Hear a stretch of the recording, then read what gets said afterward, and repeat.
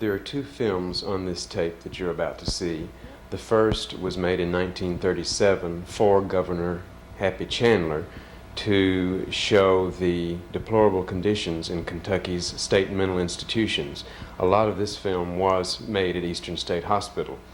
The second film you will see was made in about 1945 or thereabouts. It's a short color film with pictures of Eastern State Hospital, and we're not sure of who made it or for what purpose. But I'll let you see the films now.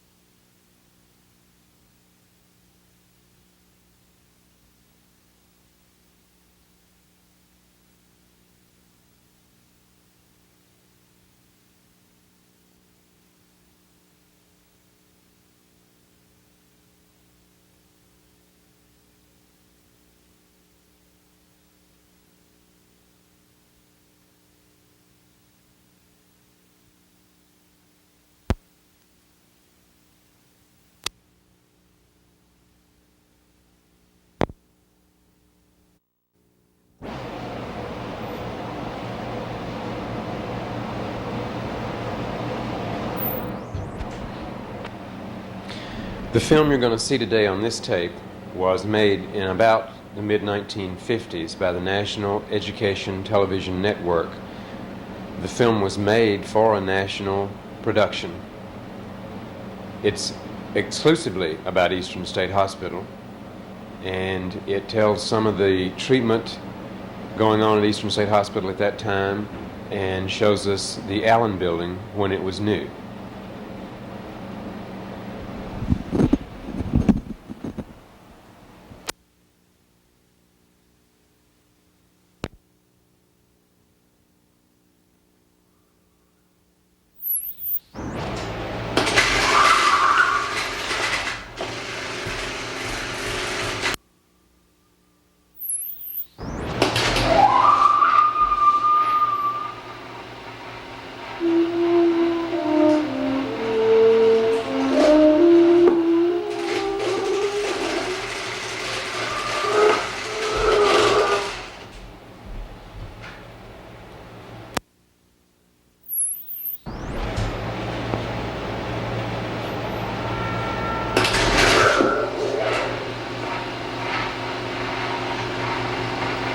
Each year, about 2.5 million Americans receive treatment for some form of mental disorder.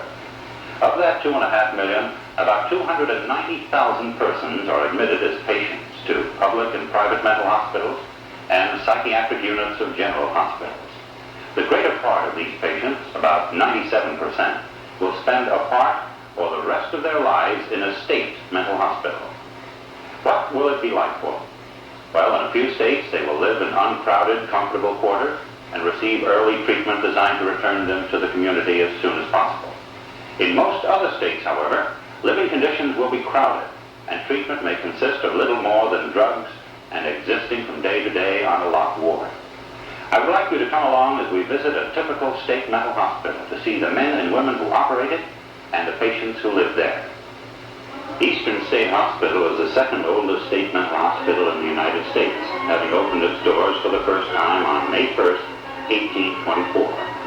Unlike many other hospitals which are situated out in the country, Eastern State sits within the city of Lexington, Kentucky, and is straddled on two sides by well-traveled highways. The grounds are landscaped in the characteristic manner found around mental hospitals throughout the world, with many trees, shrubs, and open lawn areas. Eastern State is a typical American mental hospital in that the admission rate here has doubled in the last 5 years, while the census, that is, the number of patients actually residing in the hospital, has dropped slowly but steadily since the use of tranquilizer drugs in 1954. There are 4 buildings on the grounds containing 27 wards, which house about 1,600 patients. 400 of these 1,600 are on so-called open wards, where they are given much more freedom than mentally ill patients in the locked wards.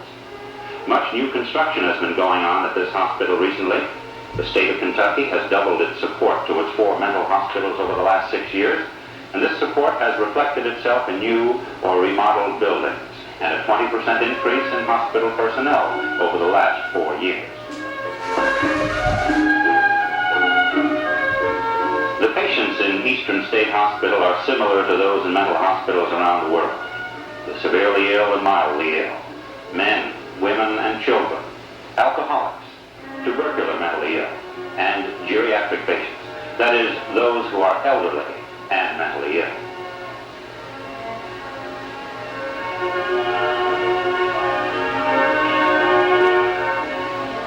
Many mental patients who arrive at the hospital are physically deteriorated. Some of the older patients suffer from vitamin deficiencies, while others may have glandular or other difficulties. To prevent the spread of disease through the hospital, to make the stay of the patient more comfortable, and to allow concentration of the hospital personnel upon the mental illness without the added difficulty of the physical complaints, each incoming patient is given a complete physical examination. Although we might call Eastern State Hospital typical in many respects, this mixed day room sets it apart from the majority of America's mental hospitals. Here, mentally ill men and women are able to socialize during the day and feel the unique pleasure of companionship experienced only with a member of the opposite sex. The hospital reports this arrangement has worked well and that lasting friendships have developed between these elderly patients.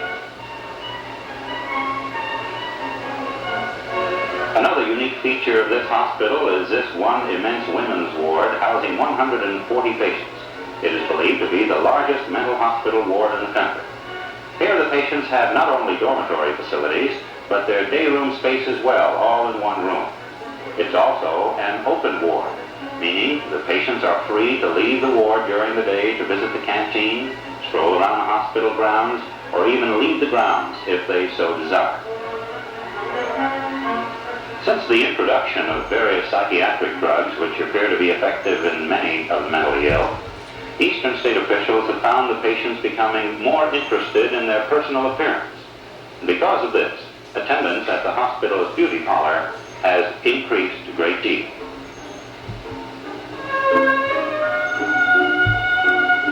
One of the hospital's 3 dining halls is an example of what you might see in many other state mental institutions.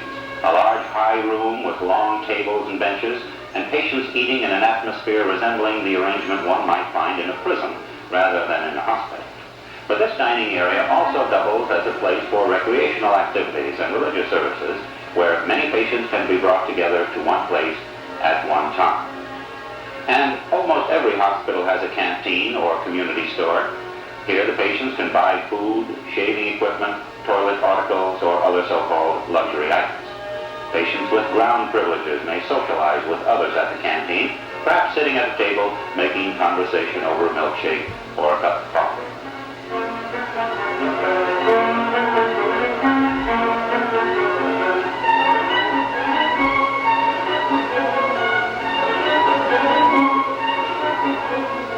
As with any other medical institution, there is behind each mental patient an organization of individuals whose function it is to see that the patient receives maximum benefit from the treatment available.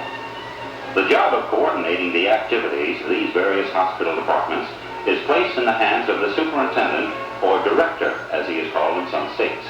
The superintendent is the captain of the team. Upon his shoulders rests the ultimate responsibility of the operation of the hospital.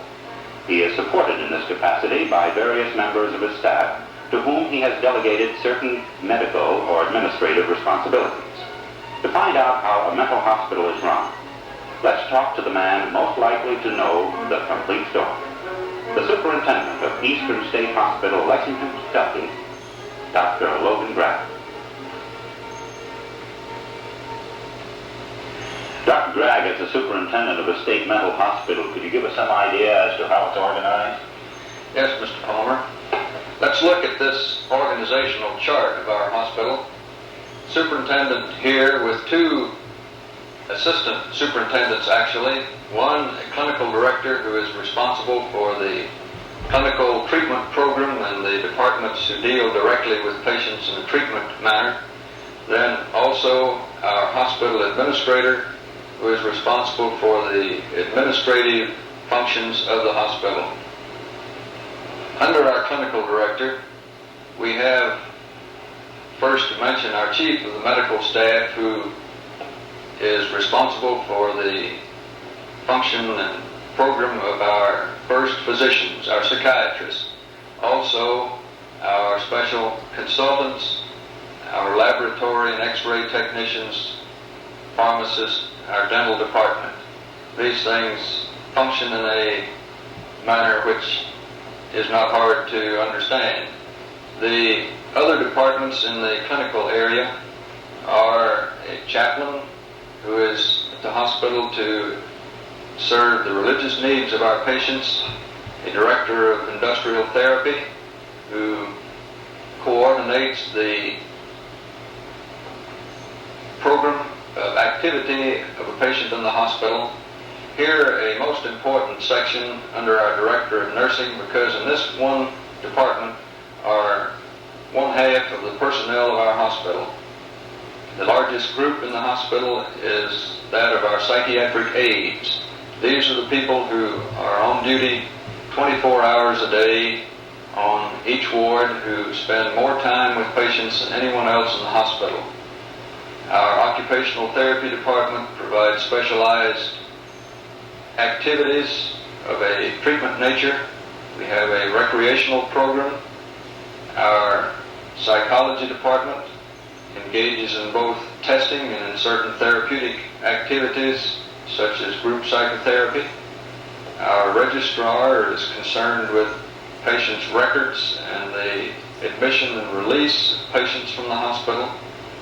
Social service is an extremely important section in our hospital because our social workers work with patients and with families at the time of admission, during hospitalization, and as our patients leave the hospital. The volunteer program at the hospital is important, and our volunteer coordinator works with the various individual and groups who volunteer services and supplies to the hospital.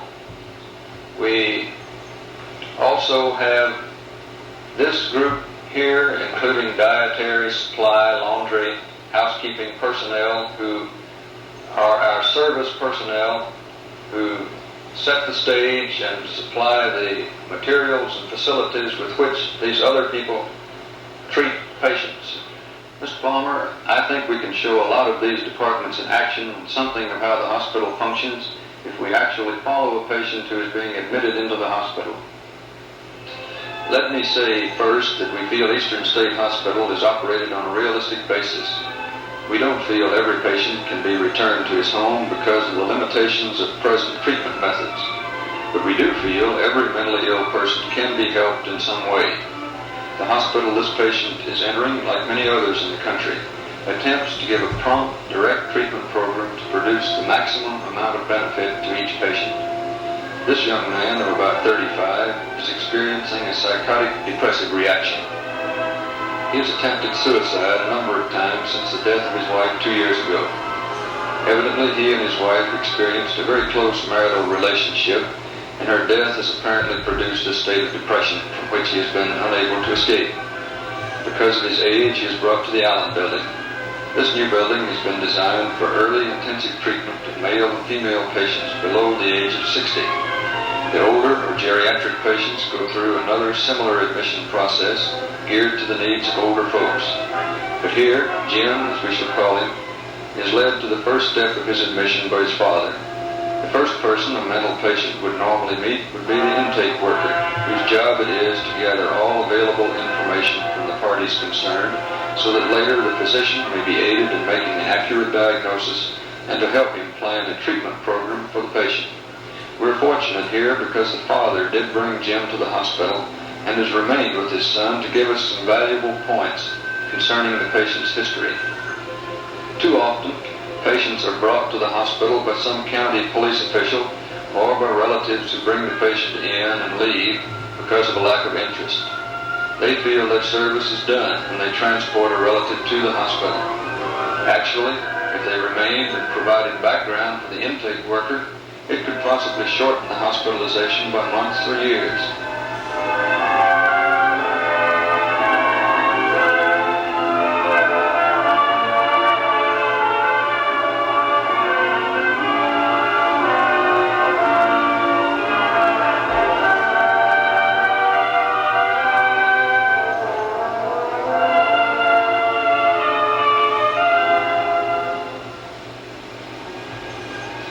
The first medical person to see Jim is the admission psychiatrist. She continues the questioning and tries to gather some diagnostic clues to help guide the medical team, which will later construct a treatment program for Jim to follow. As you'll notice, the admission process at Eastern State is conducted in a private, individualized fashion so that the patient's dignity is preserved and it is not a disturbing factor to him.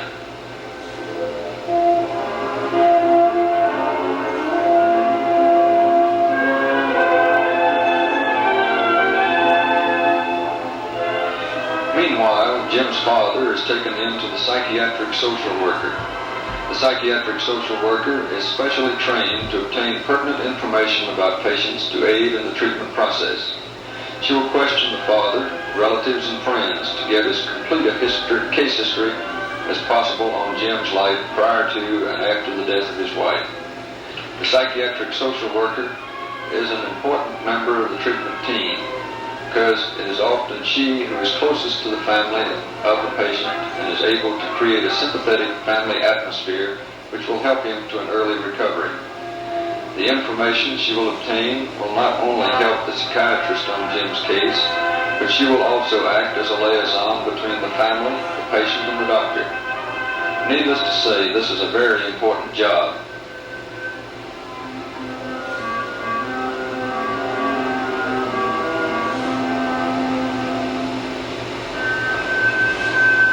As the probing for information continues, Jim is taken through another step in the admission process, the physical examination. We don't know yet the nature of Jim's illness, so we must investigate all the factors which could possibly contribute to a state of depression. We also want to know if he is otherwise in good physical condition, so that certain treatment methods may or may not be used. For instance, if Jim is found to have a serious cardiac condition, he will not be given electric shock treatments because this type of treatment puts a strain upon the heart. This is a complete physical examination with x-rays, laboratory tests, and treatment where needed. Following the admission physical, Jim is brought to one of the 4 units of the Allen building. Each unit contains just 25 beds so that the patients can be worked with more easily, something that is difficult to do when a ward is overcrowded. This is a closed area where patients are confined to the ward behind locked doors for their own safety, and so that they may become accustomed to the routine of the hospital ward. We don't take away Jim's personal clothing because we feel it is degrading and sometimes frightening to a patient to take away his familiar, comfortable clothing and to replace it with a drab-looking state hospital uniform of some kind. Well, Doctor, here we have Jim in the closed portion of the Allen building at Eastern State Hospital. What happens to him now? Within 1 week after admission, Jim's case is reviewed in an admission department staff meeting, where a diagnosis is made and a treatment program is decided upon. Jim's medications and treatment activities will be directed by the ward psychiatrist responsible for the case. His occupational and recreational therapy will be planned in advance to give him the maximum benefit. This is what we call intensive treatment. Treatment which is directed at a specific patient in a persistent, predetermined manner. You mean that the Allen building personnel are trained especially for this kind of treatment procedure? Yes, I do, Mr. Palmer. This medical team recognizes the importance of early intensive treatment, and that delaying this treatment weeks could mean additional months or years of hospitalization. The psychologist is a very important member of the treatment group. She will provide the psychiatrist with the results of the numerous tests Jim will take, tests which ask him to talk with words or pencil drawings about himself, his illness, the death of his wife, and other sensitive areas. Although not a physician, it is the psychologist with her trained observations and interpretations of test results who provides the psychiatrist, a medical man, with invaluable information. The psychologist has found indications that Jim feels guilty over the loss of his wife and thinks he is somehow responsible for her death. Jim will see the psychologist periodically for retesting, but between these times he will continue to follow the treatment program. His physician has designated that he receive certain of the newer drugs, and because he has had some experience as a carpenter, Jim is asked to spend some time during the day in the occupational therapy shop under the guidance and supervision of the occupational therapy personnel. Here, his interests and talents are stimulated so that he may possibly develop a renewed interest in life and in his work. Jim's likes and actually guide the occupational therapy personnel. If he expresses an interest in pottery, he is allowed to investigate in that direction. Sometimes these small beginnings result in renewed interest in old talents, people, and the world outside the hospital.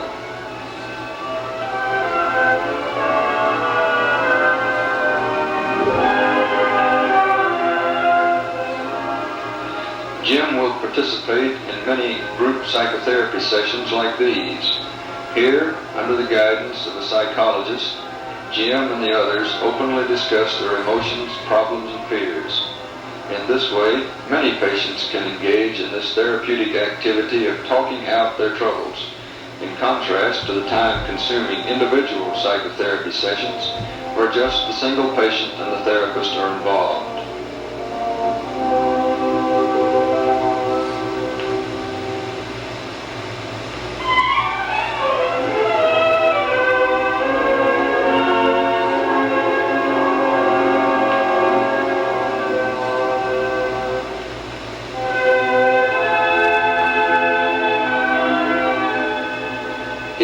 received treatment shows some results to Jim's psychiatrist, it will be indicated by the patient's increased ability to accept responsibility for himself and his actions. When this sense of responsibility is judged strong enough, he is transferred to the open section of the Allen Building, where another phase of his treatment begins.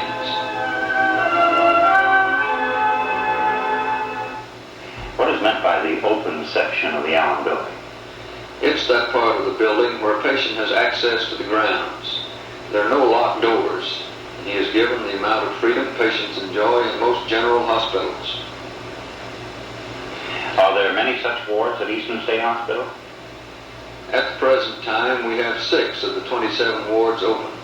Patients on these wards are those who have shown a growing tendency to be responsible for their actions and for whom it was decided an open ward atmosphere would aid in their recovery.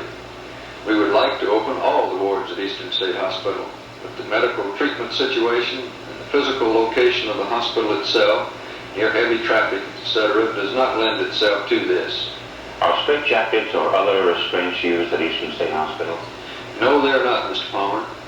The last time any form of restraint was used was about 6 or 8 years ago, even before the introduction of the tranquilizing drugs. We do use the seclusion or isolation rooms occasionally to separate an agitated patient from the others, but because of the drugs and additional clinical personnel available, that happens very infrequently when it does. And when it does, the patient usually remains there for a very short period of time. Returning to Jim, Dr. Gregg, how might his treatment now continue? Let us assume a few weeks have passed since Jim first began his treatment schedule.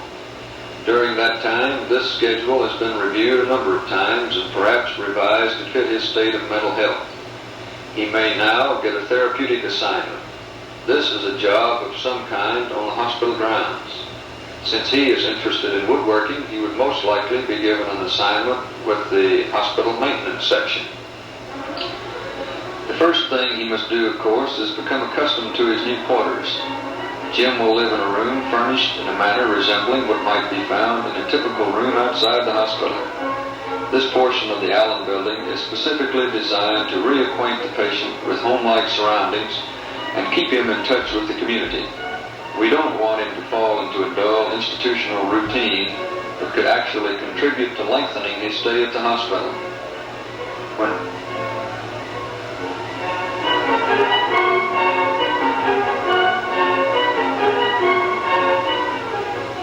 When not engaged in actual therapy, Jim may leave the ward to walk about the grounds if he wishes, or visit friends or other patients.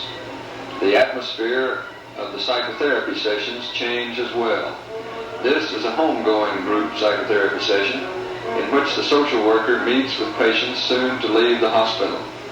In these informal meetings, they will help each other work out their apprehensions, discuss the attitudes of their families and friends, or the possibilities of getting a job when they are discharged.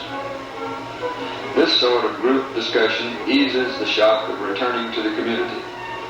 In addition, Jim may engage in the remotivation program. Here we use psychiatric aides who sit with groups of patients and informally discuss topics of general interest. There is no attempt to discuss sensitive areas of the patient's illness, but rather a casual effort is made to renew the interest of the patient in the world around him.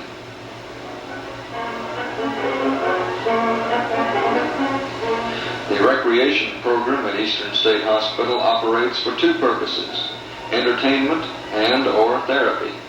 The bus ride Jim signs out for is an example of therapy that is also entertainment. Here we hope Jim will socialize with others and get a refreshing view of the outside community. The hospital psychiatrists often use this bus ride for those patients who may soon be headed for discharge, so that they can slowly become reacquainted with the community. There are other recreational activities which are purely entertaining in character, where no attempt is made to gain definite therapeutic results.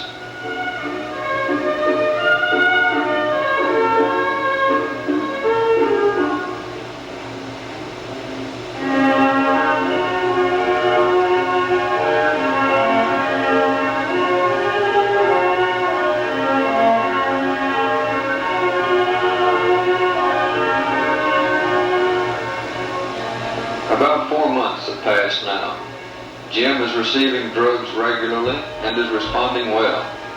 It is apparent to all who have worked with him that he's ready for a job in the community. This means, as with many of the patients, he will return to his father and his home, work regular hours, but for a time will be asked to return to the hospital outpatient clinic, perhaps once every 2 weeks, so that a record of his progress may be kept. A member of the Kentucky Bureau of Rehabilitation, working in close cooperation with the hospital's industrial supervisor, has found a woodworking job for the patient which they both feel he can handle. So Jim will return to the society from which he withdrew, but he doesn't actually remain out there alone, because whenever needed, the rehabilitation and medical services of the hospital and the community stand ready to prevent his return to the hospital ward. In most cases of hospitalization, patients will be treated in somewhat the manner we just saw, but the treatment will differ according to the needs of the patient as determined by the patient's psychiatrist. The functioning of the hospital system, however, was fairly typical of most state hospitals in this country. Dr. Daniel Blaine in a previous program discussed the impact of overcrowding upon the mentally ill patients. How are you tackling that problem at Eastern State Hospital? I'm in agreement with Dr. Blaine when he says more trained personnel and early intensive treatment mean more patients become well. I would also add that the state mental hospitals could screen their admissions more carefully and refer those with only minor psychiatric problems, such as the aged, who are in many cases not mentally ill, to community agencies who are set up to deal much more effectively with these individuals. In the past, state mental hospitals have been swamped with these people, and the resulting overcrowding cut down the hospital's ability to help them. We also need to improve and expand community treatment facilities to prevent admission to state hospitals and to help keep the discharged patient mentally healthy and out of the state hospital. Thank you very much, Dr. Bragg. Today we have visited Eastern State Hospital in Lexington, Kentucky. We hope this trip inside of a typical state mental hospital has given you a good general idea of what treatment is given and how and why a mental hospital is operated the way it is.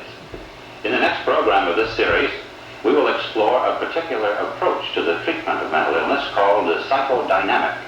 We'll talk about and demonstrate psychoanalysis, psychotherapy, and define a lot of terms which many people find vague and confusing in almost any discussion of mental illness. We'll also see examples of some of the psychodynamic research taking place in a large municipal university.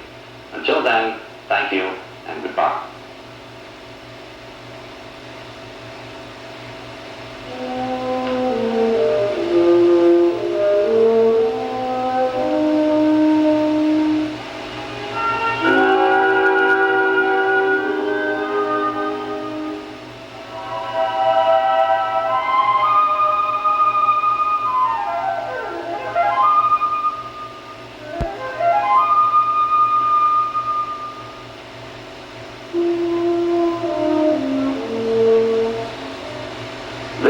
National Educational Television.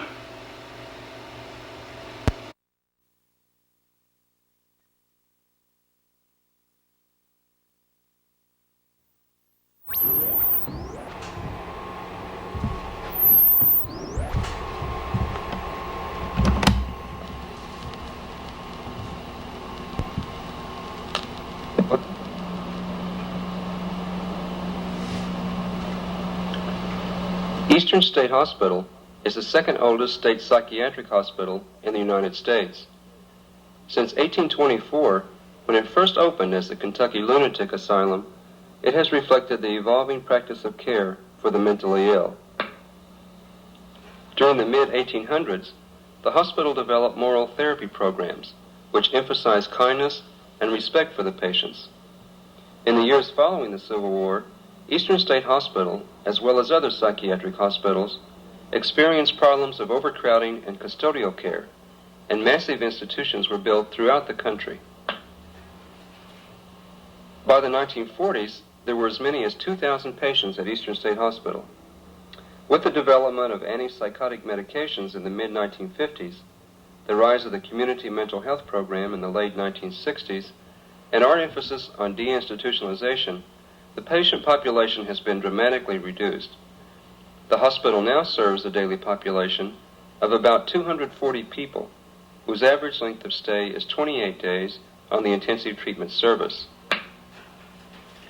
Throughout its long and rich history, Eastern State Hospital has progressed from being the primary source of mental health care for the area west of the Allegheny Mountains to its present status as an accredited treatment center for 75 counties in the eastern half of the Commonwealth of Kentucky.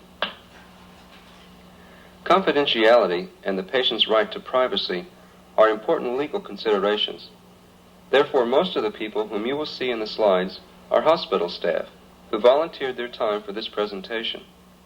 Some slides show an actual patient who gave us permission to photograph. The ultimate responsibility for all major decisions affecting the operation of the hospital lies with the hospital director. The director oversees the operation of both the clinical and administrative areas and is the main communication link between this hospital and other agencies. Administrative areas of the hospital consist of departments which provide indirect patient care. These support services are essential to the daily operation of the entire hospital. One such service is the personnel department. It is responsible for all record-keeping activities necessary to maintain a staff of approximately 500 employees. As in any large organization, a considerable amount of information must be processed, and much of ours is done by the medical records department. This department maintains a confidential folder on each patient, which serves as a source of information for the staff and aids in protecting the legal rights of the patients. The business office is responsible for the hospital's budgetary matters, as well as acting as a bank, where patients may deposit or withdraw their own money. Workers in this office assist patients in exploring financial resources to help pay the cost of their hospitalization. The business office also purchases equipment and supplies for the hospital. A well-trained maintenance crew is provided by the engineering department to take care of carpentry, painting, maintenance, and engineering. Our grounds crew is responsible for maintaining the 88 acres on which the hospital is located. Environmental Services maintains the overall cleanliness of the hospital. Each employee is responsible for helping to provide a sanitary environment for the benefit of patients, staff, and visitors. Laundry services are the responsibility of the clothing department. Clothing clerks check each patient area daily to assure that adequate clothing is available. Dietetics is responsible for all patient meals, with consideration for the special dietary needs of many of the patients. Food is prepared in the main kitchen and served in Kennedy Hall or in one of our smaller dining areas. Snacks are also made available in the evenings. The transportation department is responsible for transporting patients within the hospital to other hospitals and treatment facilities and to their local comprehensive care center at the time of discharge. The communication department provides 24-hour phone coverage and a receptionist to greet visitors and to issue visitor permits. Another important part of our communication system is the mailroom, which is open Monday through Friday and enables patients to send and to receive mail on the ward. Security officers are on duty 24 hours a day to screen incoming traffic for the protection of patients and property. The patient's beauty shop provides services on a regularly scheduled basis. The volunteer department's function is to recruit and train volunteers to complement the programs for patients at the hospital. There are many different opportunities for individual and group volunteers. Located in this area are a patient library, music room, adult education classroom,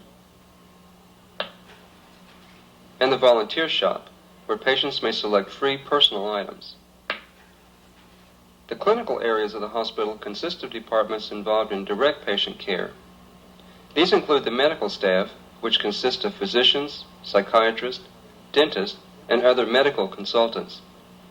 Other clinical departments are social work services, nursing, psychology, chaplain services, and parapsychiatric services, which consist of recreational, music, physical, and occupational therapies, the Work Activity Center, and the STEP Workshop.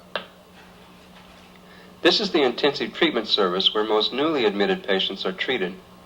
This service emphasizes intensive short-term therapy with a quick return to the community. The Learning and Habilitation Service provides programming and treatment for patients with severe behavioral problems and developmental disabilities. Through a contract with the Bluegrass Association for Retarded Citizens, most of the residents on this service are able to leave the hospital each day to attend the Community Adjustment Program on Georgetown Street in Lexington.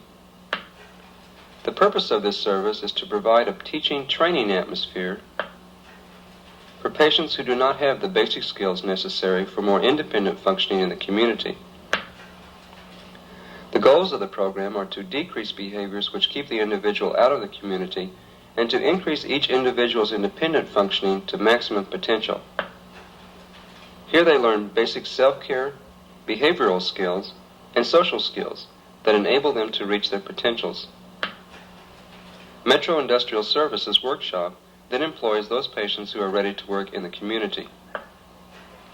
Programs on the Psychiatric Rehabilitation Service encourage long-term psychiatric patients to learn to feel more involved with life in general and to perceive themselves and their environment more realistically.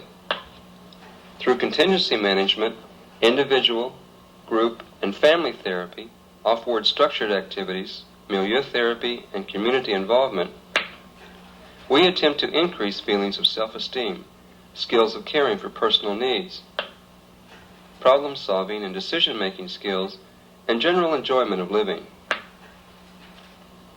Field trips help patients learn more adaptive ways of dealing with anger and frustration, and are especially important in preparation for living in the community. The medical service is structured something like a small medical ward and offers treatment for patients with significant medical problems. The Extended Care Service provides care for psychiatric patients who are physically unable to care for themselves. The hospital also has its own pharmacy, laboratory, X-ray, dental, and physical therapy facilities. The successful operation of these treatment services depends on qualified staff from all the different clinical and administrative departments. To help achieve our overall goal of maintaining a sound treatment program, every hospital employee is encouraged to participate in relevant educational activities. The Staff Development and Training Department conducts programs designed to meet the specific educational needs of the staff. The Resource Library and audiovisual materials also play an important role in the staff development process. Now that you have a better understanding of our program, let's take a look at a hypothetical patient named Deborah. 4 weeks ago, she was referred for admission by her local comprehensive care center. After she became withdrawn, began hearing threatening voices, and felt that her drinking water was being poisoned by neighbors. Her family contacted the comprehensive care center, who talked with Deborah, recommended hospitalization, and assisted her in obtaining an appointment for a pre-admission evaluation at the hospital. Let's follow her through the course of treatment on the intensive treatment service. Deborah and her family arrive at the hospital and are directed to the admission office. There they are interviewed by a social worker to obtain psychosocial information that is necessary for a better understanding of the nature of her problem. She is then interviewed by the admission psychiatrist, who encourages her to talk about the problems she has been experiencing recently. Deborah and the doctor decide that hospitalization would be beneficial to her, and Deborah agrees to voluntarily admit herself to the hospital. During this admission process, she is given a physical examination, given information concerning the hospital, and is made aware of her legal rights while a patient. Patients retain most of their legal rights and civil liberties while they are in the hospital. Among these rights are the right to vote, the right to humane care, and to treatment that can reasonably be expected to help the patient improve, the right to have visitors, to receive and send mail, the right to refuse treatment, and when the patient is a voluntary admission, the right to leave the hospital upon request. After her valuables are taken to the business office for safekeeping and her clothes are labeled for identity. On the ward, Deborah is greeted by a nurse and health aides who tell her about the ward routines and introduce her to other staff members and patients. The nurse and Deborah begin to complete the psychiatric nursing care plan, which will assist the treatment team. In her ward, members of the team include a psychiatrist, registered nurse, licensed practical nurse, health aides, social worker, psychologist, and may also include representatives from vocational rehabilitation, occupational, recreational, and music therapies. They review her history and current condition and discuss with Deborah. The initial treatment plan is developed by Deborah and the staff so that the most efficient and beneficial modes of treatment can be used to meet her current needs. These modes may include medication, activity therapies, group therapy, and rehabilitation services. Deborah's psychiatrist thinks that she can benefit from medication. Other members of the treatment team think that she can also benefit from occupational, group, recreational, and music therapies. Soon after her admission, Deborah is seen by a parapsychiatric evaluation team, which consists of representatives from the various parapsychiatric departments, music, occupational, physical, and recreational therapies. The team is designed to give Deborah the opportunity to be involved in her activity planning and to determine which activities are best suited for her needs. Deborah participates in a name game activity with the staff and other patients to test her memory and degree of social interaction.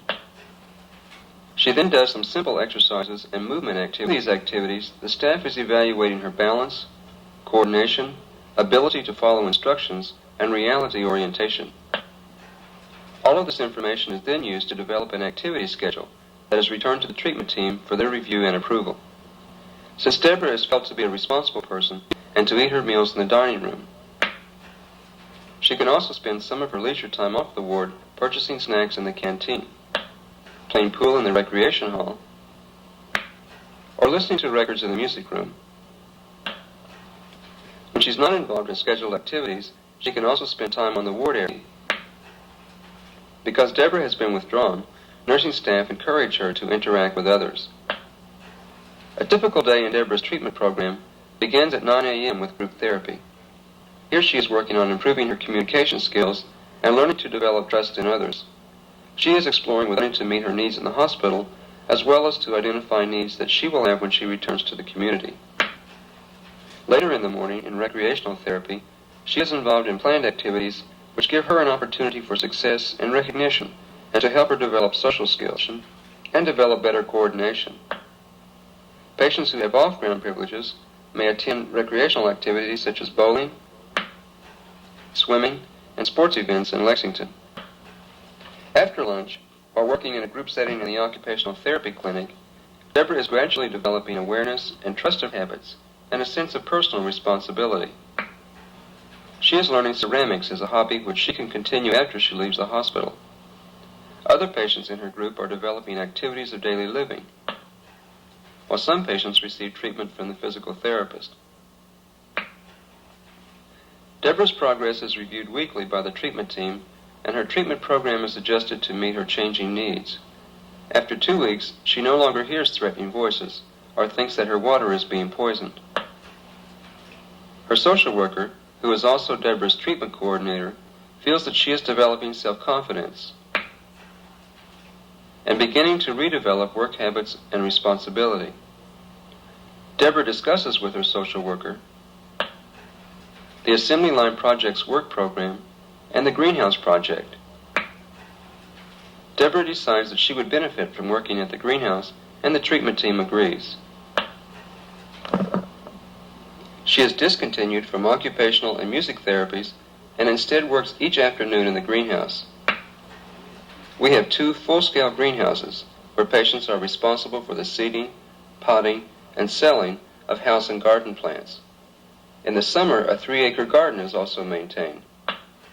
The produce, such as tomatoes, corn, potatoes, and apples, is sold to employees and to the public.